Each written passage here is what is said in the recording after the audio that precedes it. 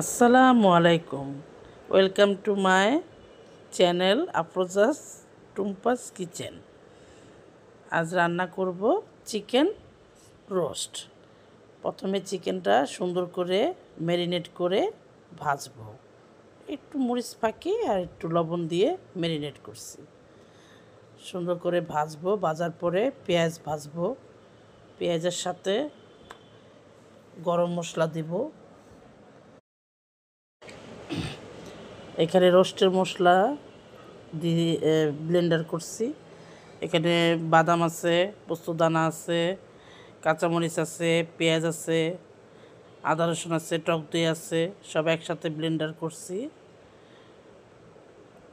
এখন ভালো করে কষাবো।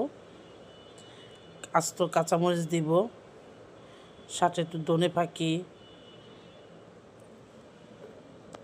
মরিচ ফাঁকি, সব মশলা একসাথে সুন্দর করে কষাবো। একটু ফাঁকি দুধ দিব, একটু সুগার দিব ব্যালেন্স করার জন্য, সাথে একটু টমেটো কেচাপ।